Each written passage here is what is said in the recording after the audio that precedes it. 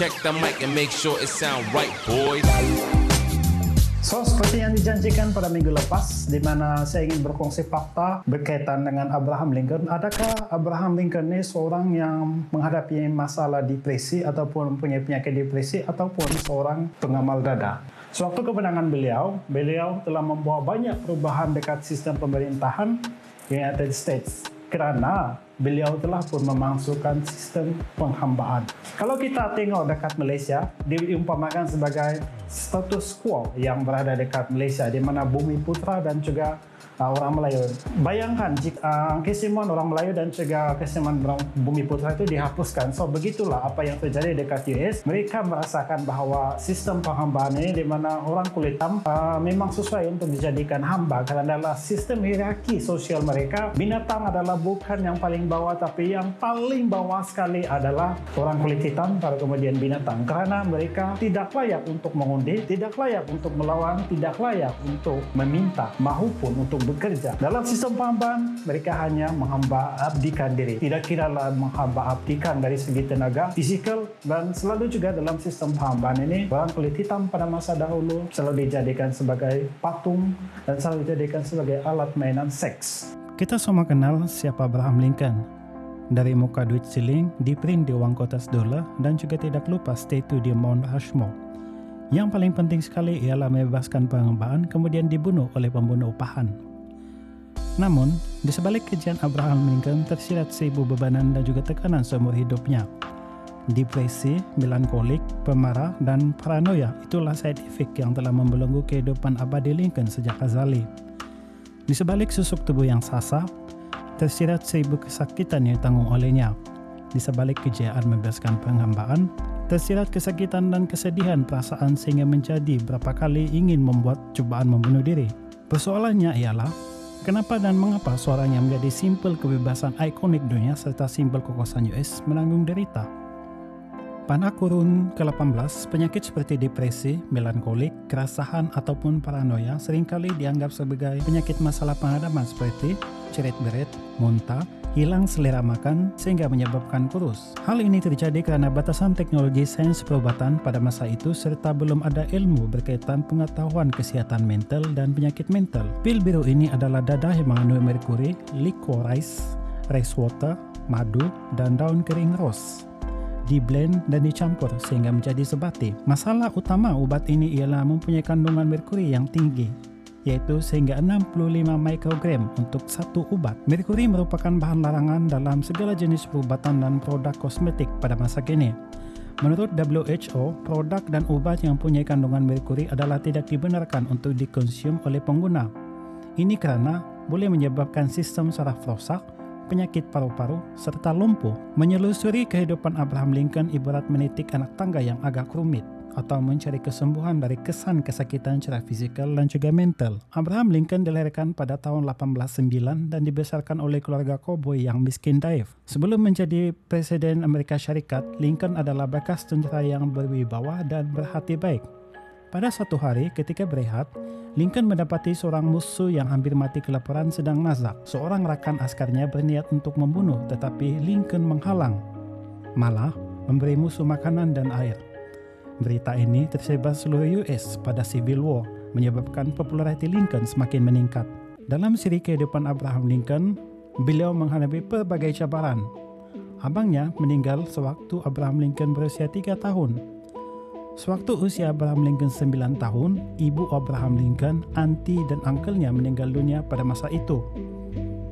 Kemudian, pada usia Abraham Lincoln 18 tahun, satu-satunya kakak kesayangan beliau meninggal dunia, menyebabkan Abraham Lincoln tidak punya lagi keluarga kandung pada masa tersebut.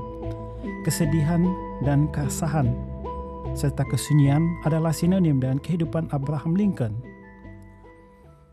Kemuncak depresi dan melankoliknya adalah selepas gagal dalam pertunangan dengan Mary Tudbrook. Kematian seluruh keluarga, gagal pertunangan menyebabkan Abraham Lincoln menghadapi depresi dan melankolik yang serius. Sehingga beliau banyak kali membuat cobaan diri melalui peninggalan surat-suratnya pada masa itu.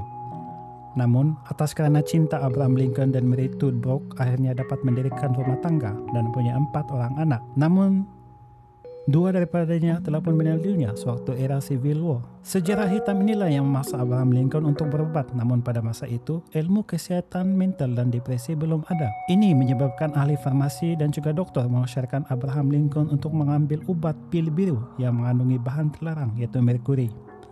Pil tersebut berjaya menenangkan masalah Abraham Lincoln secara sementara, namun kesan sampingannya ialah Abraham Lincoln menjadi pemarah, agresif, malah depresi dan melankoliknya bertambah teruk pada jangka panjang. Sewaktu Abraham Lincoln bertanding presidensial, pil biru ini dikonsum beliau untuk menenangkan secara sementara. Setelah beliau berjaya dalam karier politik dan berjaya dalam kehidupan, yaitu menjadi seorang presiden yang dikenal kerana membebaskan penghambaan, Abraham Lincoln sebenarnya menghadapi depresi dan melankolik yang sangat serius. Obat yang disarankan oleh dokter pada masa itu hanyalah remedi secara sementara dan bukan obat untuk menyembuhkan beliau. Namun, selepas Abraham Lincoln menjadi United States President, kawan rapat beliau dalam undang-undang mengesahkan bahawa Abraham Lincoln tidak lagi konsum ubat tersebut.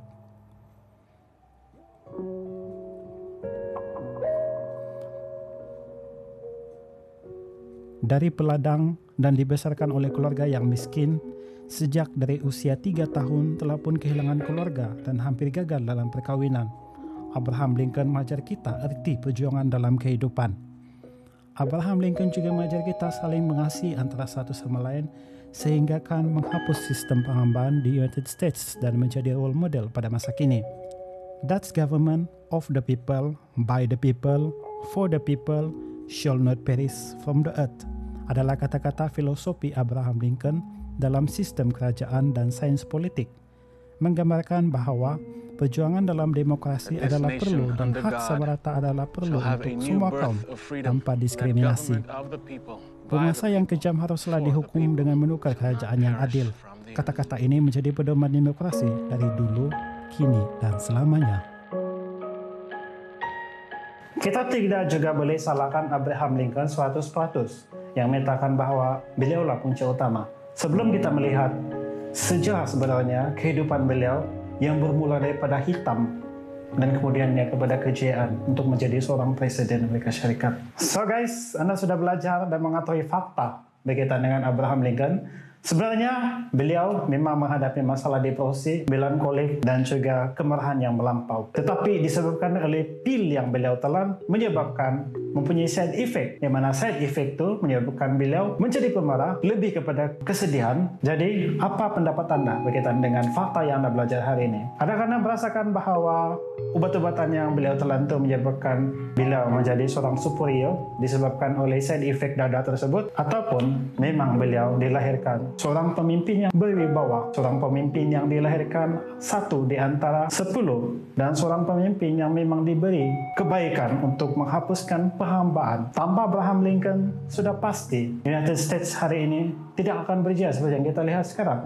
Tanpa Abraham Lincoln, sudah pasti sistem penghambaan masih diabalkan dekat United States. Sebab itulah golongan-golongan orang kulit hitam sangat menyanjungi Abraham Lincoln, sehingga akan mereka menganggapkan bahwa Abraham Lincoln ini adalah satu gift daripada Tuhan. So, apa pendapat Anda? Boleh kongsikan bawah. Dan jangan lupa untuk tekan butang like dan juga tekan butang subscribe. Harapan saya pada bulan 12 nih siap mencapai 1.000 subscriber. Anda boleh bantu saya boleh bantu Anda untuk memberi konten yang terbaik setiap minggu kepada Anda. Seperti biasa, my tagline is, you are the powerful, the best.